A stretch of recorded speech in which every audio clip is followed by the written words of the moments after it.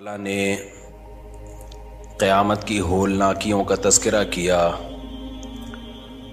اور بتایا کہ اس کا وقت ہم تمہیں نہیں بتائیں گے، لیکن جب یہ قیامت واقع ہوگی انسان کو اپنے اعمال کا حساب و کتاب دینا پڑے گا، اور جو ناکام لوگ ہیں ان کے لیے جہنم کی آگ ہے اور کامیاب لوگوں کے لیے جنت کے باغات ہیں۔ اب اللہ تعالیٰ جہنم کی جب ہولناکیوں کو بیان کرتے ہیں، انہا لظیٰ، بھڑکتی ہوئی آگ ہے، سوال پیدا ہوتا ہے اتنی شدید ترین سزا، کم سزا چھوٹے مجرموں کے لیے ہوتی ہے، بڑی سزا ہمیشہ بڑے مجرموں کے لیے ہوتی ہے، تو یہ کون سے بڑے مجرم ہیں جن کو اتنی بڑی سزا دی جائے گی؟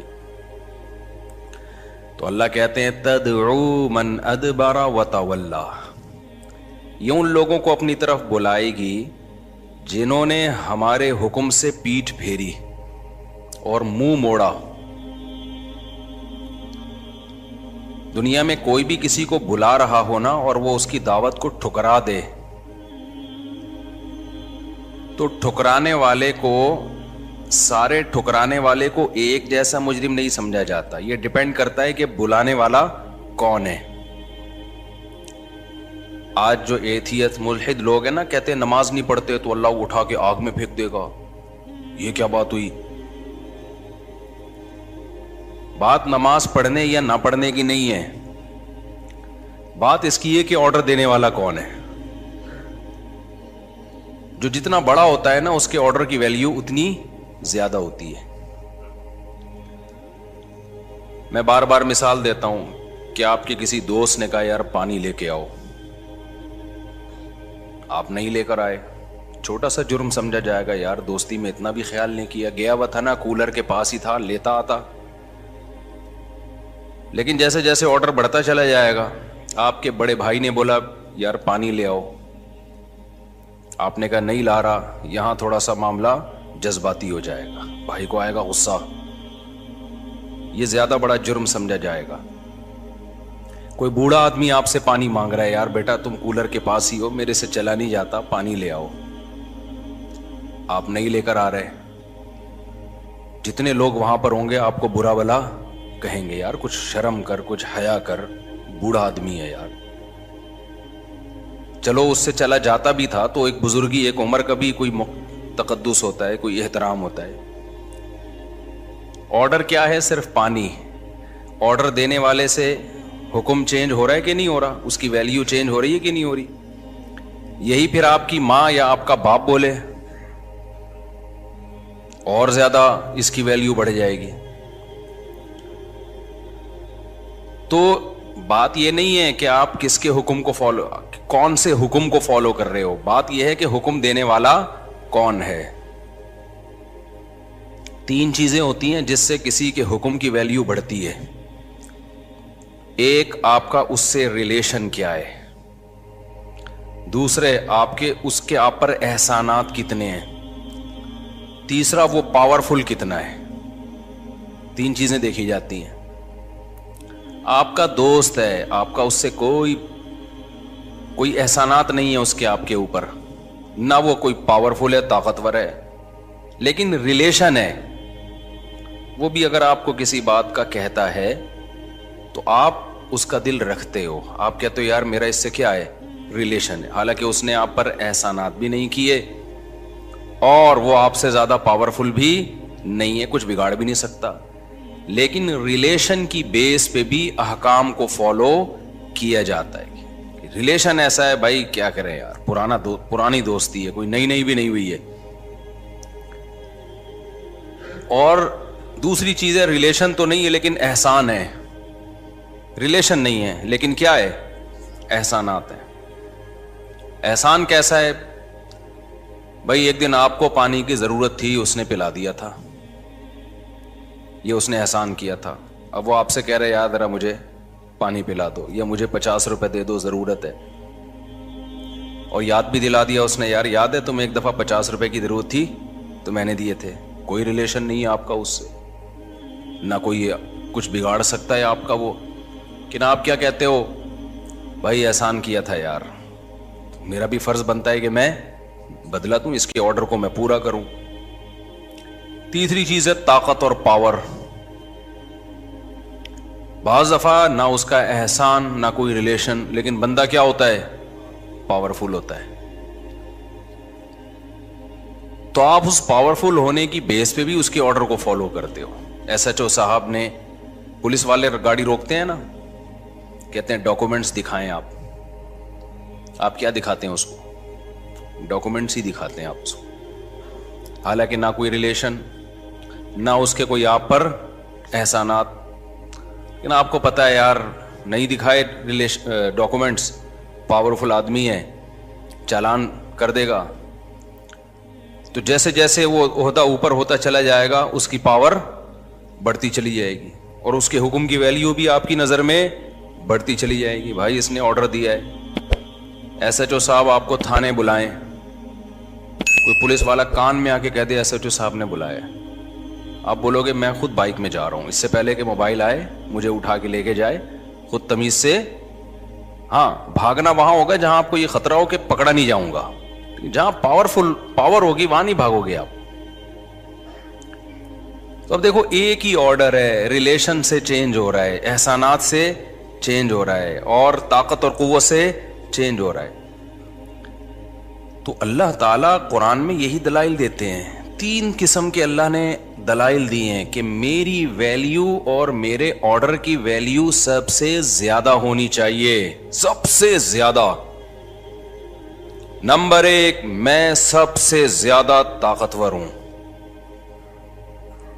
اللہ مثالیں دے رہا ہے، اصل میں اللہ نظر آ رہا ہوتا نا تو نہ اللہ کو نبی بھیجنے کی ضرورت، نہ قرآن نازل کرنے کی ضرورت، کیونکہ ایس ایچ او صاحب تو نظر آ رہے ہوتے ہیں، موبائل بھی ہمیں نظر آ رہی ہوتی ہے، تو پھر ایس ایچ او صاحب کچھ نہیں بھیجتے کہ اپنے سمجھانے کے لیے تبلیغ والے کو بھیجیں کہ تبلیغ والے آ کے سمجھائیں کہ دیکھو پولیس والے جب بھی بلائیں تو چلے جایا کرو، نظر آ رہی ہے یہ چیز۔ اللہ ہمیں نظر نہیں آتا، تبھی تو آزمائش ہے۔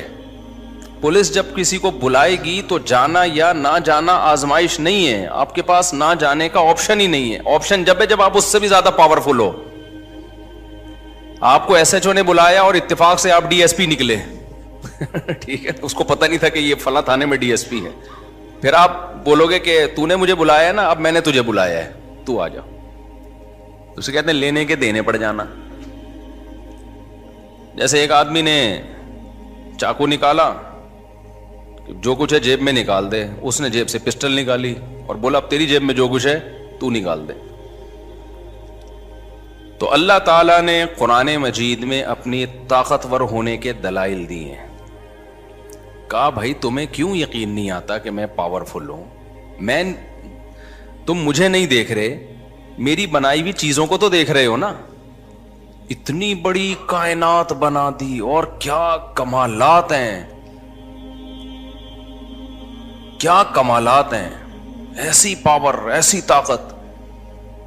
فالق الحب، اللہ کہتے ہیں دانے کو پھاڑ کے، گٹھلیوں کو پھاڑ کے تناور درخت بنا دیتا ہوں۔ اچھا طاقت الگ چیز ہے، کمالات ایک الگ چیز ہے۔ بعض دفعہ انسان میں طاقت ہوتی ہے، صاحب کمال نہیں ہوتا۔ وہ ایک باڈی بلڈر ہے، ایک ویٹ کو یوں اٹھا لے گا، یہ کوئی کمال نہیں ہے، یہ کہیں گے بھائی وزن زیادہ اٹھا لیتا، طاقتور ہونے کی علامت۔ کمال کیا ہے؟ آپ نے کوئی ایسی چیز ایجاد کر لی جو انسانی عقل اس سے عاجز آ گئی۔ طاقت تو یہ ہے کہ آپ نے 50 کلو کا بٹا اٹھا لیا۔ کمال کیا ہے؟ ایک چھوٹی سی سوئی میں سوراخ کر کے دکھا دیا آپ نے، ہے بھائی؟ باڈی بلڈر یہ کام کر سکتا ہے؟ بلکہ چھوٹی سی سوئی بنا بھی نہیں سکتا۔ جتنی مشینیں بن چکی ہیں اس وقت، جتنی چیزیں ایجادات ہو رہی ہیں، سب سائنسدانوں کے کمالات ہیں نا، مگر یہ تمام کمالات کو آپ ایک طرف رکھیں اور اللہ نے جو چیزیں بنائی ہیں، اللہ کہتے ہیں ھذا خلق اللہ فارونی ماذا خلق الذین من دونی۔ اللہ ایک ایک چیزوں کو بیان کرتا ہے قرآن میں اور پھر کہتا ہے یہ میری پروڈکٹ ہے، بتاؤ میرے علاوہ نے کوئی ایک ایسی پروڈکٹ بنا کے دکھائی ہو؟ کوئی ایک دکھائی ہو؟ آپ کیا سمجھتے ہیں ہوائی جہاز کتنی پیچیدہ مشین ہے؟ نیٹ پہ سرچ کریں, میں تو دیکھتا ہوں ایسی ویڈیوز, بڑا مزہ آتا ہے. جب جہاز ایجاد ہو رہے تھے یہ تجربے, پھر جہاز کی مشینری بڑی پیچیدہ ہوتی ہے, تبھی اس کے جو انجینئر ہوتے ہیں ان کی تنخواہیں ٹھیک ٹھاک ہوتی ہیں. جہاز میں ایسا نہیں ہوتا کہ پلک میں کچرا آ گیا, گاڑیوں میں تو ہوتا ہے نا, پلک میں کچرا آ گیا دھکا لگاؤ چلو بھائی وہاں تک. جہاز میں یہ بہت پیچیدہ سینسیٹیو آلات لگے ہوتے ہیں, کیونکہ وہاں ایسا نہیں ہوتا کہ جی وہاں تھوڑا سا جھٹکا آیا نا تو بس سب کی آنتیں اور گردے پھیپڑے نکلے ہوئے ہوں گے. بہت ہی آٹومیٹک بڑا ایک سینسیٹیو قسم کا سسٹم ہوتا ہے جہاز میں. بڑا کمال ہے جن سائنسدانوں نے, جن انجینئرز نے یہ چیزیں بنائی ہیں. اللہ مثال دیتا ہے مکھی اور مچھر کی. آپ نے اتنے بڑے بڑے جہاز بنا دیے جنہیں اڑانے کے لیے اتنا ایندھن چاہیے, جو چلتے ہیں تو بریک نہیں ہے ان کی, جس اسپیڈ سے چل رہے ہیں تو چل رہے ہیں. جہاز میں ایسا نہیں ہوتا چل بھائی ادھر سے یوں گھما کے یوں لے آ, چل بھائی ادھر سے یوں گھما کے یوں لے جا, تھوڑا نیچے کر, خالہ کا گھر آ رہا ہے وہیں اتار دے مجھے. اللہ تعالیٰ نے جو جہاز بنائے ہیں جن کو پرندے کہا جاتا ہے, یہ جہاز کسی پائلٹ کے محتاج نہیں ہے. ان کا پائلٹ کہاں ہوتا ہے؟ جہاز کے اندر ایک چھوٹا سا دماغ ہے جو اس جہاز کو اڑائے گا. ہیڈ لائٹ لگی ہوئی آنکھوں کی شکل میں. اولم یروا الی الطیر فوقہم صافات ویقبضن, اللہ کہتے ہیں ان پرندوں کی طرف نہیں دیکھتے جو اپنے پروں کو پھیلاتے ہیں اور ہوا میں ہی سکیڑ بھی لیتے ہیں, کیسے اسپیڈ کو مینج کرتے ہیں. جہازوں کے اسپیڈ کو مینج کرنا آسان نہیں ہے, بہت ہی خودکار قسم کے آلات, پیچیدہ قسم کے آلات لگے ہوئے ہوتے ہیں. لیکن اللہ تعالیٰ نے پرندوں کو جو ان کی اسپیڈ ہے نا وہ خود اس کو مینج کرتے ہیں اپنے ہی دماغ سے. جب پرندے کا خیال ہوتا ہے اسپیڈ آہستہ کرو, پروں میں ایسا سسٹم لگا ہوا ہے, وہ پتہ نہیں کیا گھماتے ہیں پروں کو, اسپیڈ خود بخود کیا ہو جاتی ہے آہستہ. وہی پائلٹ فیصلہ کرتا ہے ادھر کو گھومنا ہے, فوراً ادھر کو گھوم جاتے ہیں. وہی پائلٹ فیصلہ کرتا ہے, خود جہاز ہی فیصلہ کر رہا ہے کہ میں نے کدھر جانا ہے. جہاز کو کتنا ایندھن چاہیے وہ جہاز ہی بتا رہا ہوتا ہے کہ تجھے بھوک لگ رہی ہے, اب تو اتنے دانے جو بھی اس کو کھانا ہے نا, جیسے سمندر کے اوپر جو پرندے ہوتے ہیں اکثر مچھلیاں کھاتے ہیں, تو پائلٹ خود بتا رہا ہوتا ہے. ہمارے یہاں پائلٹ کو الگ سے انجینئرز آ کے بتا رہے ہوتے ہیں کہ اتنا فیول چاہیے ہمیں کراچی سے لاہور جانے کے لیے. جب یہ پرندے لمبے لمبے سفر کرتے ہیں تو کس پرندے کو کتنا فیول چاہیے, فیول بھی کتنا دیسی اور سادہ رکھا ہوا ہے, کوئی پیٹرول نہیں چاہیے ان کو, ورنہ تو کتنی ٹینشن میں آ جاتے وہ پرندے. پیٹرول مہنگا ہونے سے پرندے ہی بیچارے برباد ہو جاتے. اللہ نے کہا ہے تمہیں ایندھن وہاں سے ملے گا جو چیز پوری دنیا میں کامن ہے. سمندر کی مچھلیاں کھا لو, یہ تمہیں انرجی دیں گی. دانا کھا لو, باجرہ کھا لو, اور کیا کیا کام اللہ ان پرندوں سے لے رہے ہیں. میں بڑا حیران ہوتا تھا کہ دنیا میں اتنے بڑے بڑے جنگلات وجود میں کیسے آ گئے, ان میں بیج کس نے ڈالا ہے جا کے. امیزون کے جنگلات دیکھ لو, تھائی لینڈ کے جنگلات دیکھ لو, مری اور نتھیا گلی کے جنگلات دیکھ لو, پوری دنیا میں ہے نا جنگلات, تو یہ بیج کہاں سے آیا یہاں پہ؟ حیرانگی کی بات ہے یا نہیں؟ ماہرین نے اس پہ تحقیق کی, انہوں نے کہا یہ بہت سارے بیج پرندوں نے پوری دنیا میں پھیلائے ہیں. پرندے جب کھاتے ہیں نا, دانا وانا کھا رہے ہیں کوئی بھی, تو ان کے بیج ہضم نہیں ہوتے, اور یہ ان کی بیٹ میں بعض دفعہ بیج ہضم نہیں ہوتا, بیٹ میں نکل کے زمین پہ گرتا ہے, اسی سے پودا نکل آتا. تو اللہ نے ان کے ذمے جب زمین کو بنایا, اللہ نے پوری دنیا کو اللہ نے آباد کرنا تھا, تو اللہ نے ابابیل سے جیسے کام لیا نا ابرہا کے لشکر کو تباہ کرنے کا, تو اللہ نے پرندوں سے کام لیا پوری دنیا میں بیج پہنچا دو تاکہ لمبے لمبے درخت پوری دنیا میں اگائیں. یہ کام پرندوں, کیونکہ انسان کو آباد کرنا تھا تو پوری دنیا کو سوٹیبل بنایا جا رہا تھا کہ وہ انسان کے لیے رہائش کے قابل بنے. وہ کیسے پرندوں کے ذریعے, پرندوں کو خود بھی پتا نہیں کہ ہم کیا کر رہے ہیں. بڑی مشین میں پیچیدہ آلات کا فٹ کرنا آسان ہے, بہت چھوٹی مشین ہوتی چلی جائے گی نا, اس میں پیچیدہ آلات کا فٹ کرنا مشکل ہوتا چلا جائے گا. آپ کو پتا ہے مشینری جتنی چھوٹی ہو اتنی سائنس کا کمال ہے. چھوٹی مشین بنانا. اللہ میاں نے جتنی ٹیکنیکل قسم کی مشینیں بنائی ہیں نا ان کا حجم بہت چھوٹا رکھا ہے, بہت چھوٹی چھوٹی بنائی ہیں, کام بڑے بڑے لے رہا ہے اللہ ان سے. مثال کے طور پر اللہ نے ایک ایسا ہوائی جہاز بنایا جو ہوائی جہاز بھی اور شہد بناتا ہے. وہ ہوائی جہاز بھی ہے اور کیا ہے, شہد بناتا ہے. اب وہ ٹریولنگ کرتا ہے تو وہ ٹریگنومیٹری کا جو علم ہے نا, کرو ٹریگنومیٹری, وہ اللہ نے سافٹ ویئر اس کی کھوپڑی میں ڈال دی ہیں پہلے سے. اور بائی ایئر ایسے راستوں پہ شہد کی مکھی سفر کرتی ہے, اور وہ بائی ایئر بھی سفر کرتی ہے اور اپنا راستہ نہیں بھولتی. کیا صاحب, کیا کمال کرتی. اس کی کھوپڑی اتنی سی ہے, اتنی معمولی سی کھوپڑی کے اندر سب کچھ ہے, اتنی سی. شہد کی مکھی کی کھوپڑی تو دیکھو, اس میں سافٹ ویئر ڈالے کہاں سے ہوں گے. کوئی اتنی سی یو ایس بی آپ کے پاس لے آئے نا کہ اس میں 100 جی بی کا یہ سافٹ ویئر ہے, یہ ڈال دو. آپ بولے گا بھائی پاگل ہو رہا ہے کیا, اس میں تار لگے گی کیسے بھائی. تو شہد کی مکھی کے اتنی سی کھوپڑی ہے جو چشمہ لگائے بغیر نظر بھی نہیں آتی. اس چھوٹی سی کھوپڑی کے اندر کیا کمالات ہیں یار, کیا سافٹ ویئر ڈال دیے ہیں. اوحا ربک الی النحل ان اتخذی من الجبال بیوتا ومن الشجر. جہاں سے بھی مکھی اٹھا کے لاؤ گے وہ ایک ہی کام کرنا شروع کر دے گی. آپ شہد کی مکھیوں کا جتھا لا کے یہاں چھوڑ دو, سب سے پہلے وہ سوٹیبل جگہ تلاش کرنا شروع کر دیں گے. ان کا کام, ان میں ایسا کھوپڑی میں چیزیں ڈال دی ہیں کہ آپ جو مرضی کرو, انہوں نے یہی کرنا ہے. جب لا کے چھوڑا ان کے دماغ میں بس ایک ہی چیز سوار ہے, بھوت سوار ہے ان کی کھوپڑی میں کہ یار ہمیں کوئی سوٹیبل جگہ ملے جہاں ہم نے کیا بنانا ہے, چھتا. وہ سب مل کے یہی پروگرام, یہی مشورے, یہی ان کے. ہمارے وزیر اعظم نہیں بن پا رہا اور وہ ایک دن کے اندر اندر پورا پروگرام ان کا سیٹ ہو جاتا ہے. لوگ تو کہہ رہے ہیں مفتی طارق مسعود صاحب کو بنا دو, موقع اچھا ہے, ابھی آپ مجھے بنا دو, 4 شادیاں سب کی پکی انشاءاللہ. بہترین موقع. اب یہ چانس اگر مس کر دیا نا تو ہر دفعہ ایسے چانس نہیں آتے, یہ بتا رہا ہوں میں. اور ڈنڈے مار مار کے, یہ بھی میں نے کہا تھا بیان میں. تو اتنی سی کھوپڑی. خیر, اللہ تعالیٰ کہتے ہیں یہ اللہ کے کمالات ہیں. اللہ کہتے ہیں پہاڑوں میں اتنی عجیب عجیب قسم کے پہاڑ ہیں نا. وغرابیب السود, سیاہ پہاڑ بھی آپ کو ملیں گے, سفید پہاڑ بھی آپ کو ملیں گے. پہاڑوں کو کھودتے چلے جاؤ, خزانے نکلتے چلے جائیں گے. وہ نمک کی کان دیکھی ہے, نمک کے بڑے بڑے پہاڑ. بھائی یہ کیسے بنا؟ اللہ کو پتا تھا دنیا آباد ہوگی, ان کو نمک کی ضرورت ہوگی. تو اتنے کھیوڑا کی جو کان ہے اتنی بڑی, میں تو گیا ہوں نا اس میں. اوپر ٹرینیں چل رہی ہیں, پھر نیچے اندر اس کے نیچے, یعنی اتنے اپارٹمنٹ ہیں اس پہاڑ کے اوپر بھی پہاڑ کے نیچے بھی. اور پتہ نہیں 500 سال سے کہا جاتا ہے کہ نمک کھود کھود کے انسان نکال رہا ہے, نمک ختم ہونے کا نام نہیں لے رہا.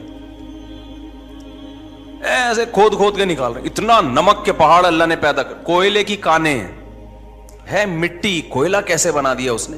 ٹھیک ہے, سائنسدان تو جو ماہر ارضیات ہے لاجک بیان کرتے ہیں, ایکچولی وہ پھر آ جاتے ہیں نا, ایکچولی ہوا یہ تھا بھائی, ایکچولی ہوا یہ تھا کہ اللہ نے جب انسان کو رکھنے کا ارادہ کیا تو یہ آٹومیٹیکلی نہیں ہوا. یہ اس کے پیچھے کوئی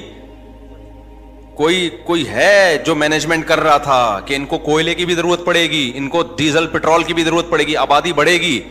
اور ایک دور آئے گا, مفتی طارق مسعود صاحب 4 شادیوں میں بیان کر کے آبادی اور بڑھا دیں گے قرآن میں دیکھ کے. تو اللہ میاں نے پہلے ہی سوچا ہوا تھا کہ جب اس بندے کے بیان ہوں گے اور اسپیڈ سے آبادی بڑھے گی تو ان کو کھلانے کے لیے بھی تو کچھ ہو, تو جنگل کی لکڑیاں تو ختم پڑ جائیں گی. تو اللہ میاں نے ڈیزل اور پٹرول کے ذخائر پیدا کر دیے, اللہ نے کوئلے کے ذخائر پیدا کر دیے. تو پہلے سے پیدا, اب اس کی لاجک تو ہوگی, کوئی پتہ نہیں کروڑوں سال میں وہ پتھر جل کے ایسا ہو گیا یا کوئی لاوا پگھلا ہوگا, وہ ہمیں ٹھیک ہے. ہر چیز کی اللہ جب کوئی کام کرتا ہے تو اس کے پہلے اسباب تیار کرتا ہے نا, اسباب کے تحت اللہ نے کائنات کو چلایا ہے. لیکن اس سے یہ تھوڑی پتہ چلتا ہے کہ یہ خود بخود ہو رہا ہے. جب آپ کو ایک چیز کا سبب نظر آ رہا ہے اور ٹائم پہ ایک کام ہو رہا ہے تو یہ ہو نہیں رہا, کیا جا رہا ہوتا ہے. ہر کام جب ٹائم پہ ہوتا ہے نا, اس کا مطلب یہ کیا جا رہا ہے. بچہ جب پیدا ہوتا ہے ماں کی چھاتیوں میں دودھ آتا ہے, اس کی ایک لاجک ہے. ماہرین کہتے ہیں لاجک ہے کہ ہارمونز پیدا ہو جاتے ہیں اور پھر وہ دودھ والے ہارمونز ہوتے ہیں. پھر بھائی ابھی کیوں پیدا ہو رہے ہیں, یہ پہلے کیوں نہیں پیدا ہو گئے ہیں بھائی, کیا خیال ہے؟ تو اس کا مطلب وہ ہوتے ہیں ہارمونز. یہ خود بخود نہیں ہوئے, یہ کسی نے سسٹم ماں کے پیٹ میں اور ماں کی باڈی میں یہ سافٹ ویئر پہلے سے کسی نے انسٹال کیے ہوئے ہیں. دیکھو آپ کمپیوٹر میں جب کام کرتے ہو, ایف کا بٹن دباتے ہو تو کیا لکھ کے آتا ہے سامنے؟ ایف لکھ کے آتا ہے کہ نہیں آتا؟ اب اس کے پیچھے کوئی لاجک ہے یا نہیں ہے؟ یہ ایف اتنا سمجھدار ہے کہ دبایا تو سامنے ورڈ کی پہ جو ہے نا ایف لکھ کے آ گیا, خود بخود تھوڑی ہو رہا ہے. یقیناً اس کی ایک لاجک ہے, لیکن یہ کیا بات ہے کہ ایف دبانے سے ایف ہی آ رہا ہے جو آپ چاہتے ہو؟ تو یہ لاجک تو ہے اس کی. اس لاجک کی بیس پہ اس انجینئر کا انکار نہیں کیا جا سکتا جس نے کی پیڈ بنایا اور وہ سافٹ ویئر بنائے کہ سسٹم کے ساتھ یہ کی پیڈ اٹیچ ہوتا ہے اور اس کی پیڈ کی کھوپڑی